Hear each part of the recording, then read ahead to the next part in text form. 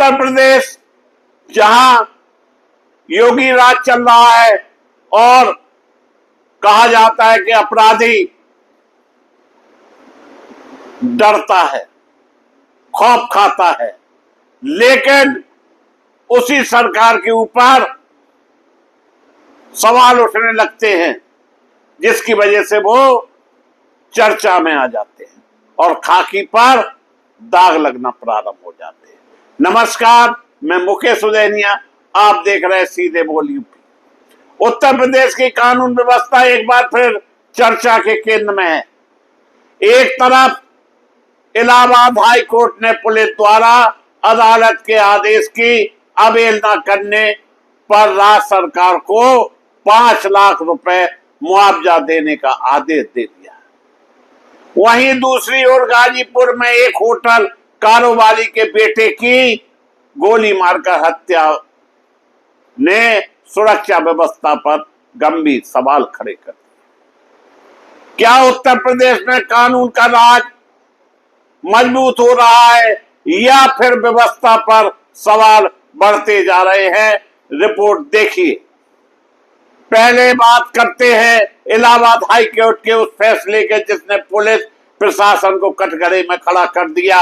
High court की खंडपीठ ने पाया कि सिद्धार्थनगर के एक व्यक्ति को उस समय गिरफ्तार कर जेल भेज दिया गया जब उसकी गिरफ्तारी पहले से ही अदालत ने रोक लगा रखी थी। यानी अदालत का भी आदेश अब पुलिस के लिए माने नहीं रखता है।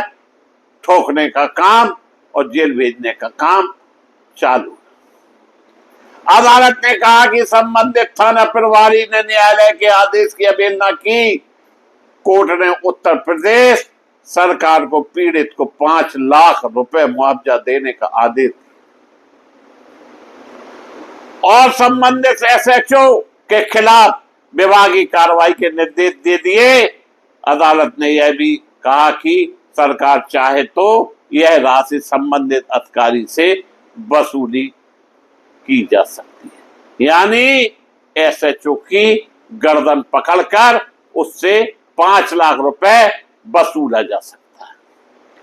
हाई कोर्ट ने अपने आदेश में स्पष्ट कहा कि अदालत के आदेशों का पालन कराना प्रशासन की जिम्मेदारी है और किसी भी अधिकारी द्वारा इसकी अनदेखी कानून के शासन को कमजोर करती है। अब लोग करते हैं दोस्तों गाजीपुर का। यहां फूलपुर क्षेत्र में स्थित बिंदु होटल के संचालक आलोक राय के बेटे विनीत राय की होटल के बाहर गोली मारकर हत्या कर दी। ठोक दिया, ठोक दो। परिवार का आरोप है कि क्षेत्र में सक्रिय अपराधियों द्वारा रंगदारी मांगी जा रही थी और रंगदारी न देने की वजह से इस वारदात को अंजाम दे दिया गया। एक तरफ कहा जा रहा है कि अपराध और अपराधी दोनों भाग गए, लेकिन रंगदारी फिर भी चल रही है। घटना के बाद इलाके में तनाव का माहौल है। पुलिस ने कई आरोपियों के खिलाफ मुकदमा दर्ज कर जांच शुरू कर दी और गिरफ्तारी के लिए टीमें लगाई गई हैं। इसी दौरान गौ हत्या से जुड़े मामले में राष्ट्रीय सुरक्षा कानून यानी एनएसए के इस्तेमाल को लेकर भी राजनीतिक बहस तेज है। हाल के महीनों में इलाहाबाद हाई कोर्ट ने कुछ गौ हत्या मामले में एनएसए के तहत की गई निरुद्धि को वैध ठहराया है, जिसके बाद इस मुद्दे पर राजनीतिक बयानबाजी बढ़ी। एक तरफ अदालत पुलिस की जवाबदेही तय कर रही है, दूसरी तरफ हत्या जैसी घटनाएं सरकार के सामने कानून व्यवस्था को लेकर नई चुनौती पैदा कर। विपक्ष सवाल उठा रहा है कि जब अदालतें पुलिस कार्रवाई पर मुआवजा लगाने को मजबूर हो और कारोबारी परिवार खुलेआम निशाना बन रहे हो, तब कानून व्यवस्था के दावों की वास्तविक स्थिति क्या है? हालांकि सरकार का कहना है कि अपराधियों के खिलाफ सख्त कार्रवाई जारी है और किसी भी दोषी को बख्शा नहीं जाएगा। यानी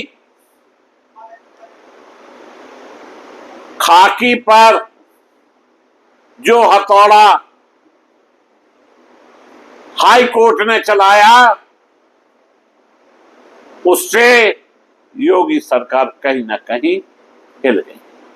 और जिस तरह से गाय हत्या के मामले में एनएसए के निरुद्ध को वैध ठहराया गया है, जिसके बाद इस मुद्दे पर भी राजनीतिक बयानबाजी बढ़ गई है। कुल मिलाकर योगी सरकार में कहीं रंगदारी वसूली जा रही है, कहीं हाई कोर्ट के निर्देशों का पालन नहीं किया जा रहा है।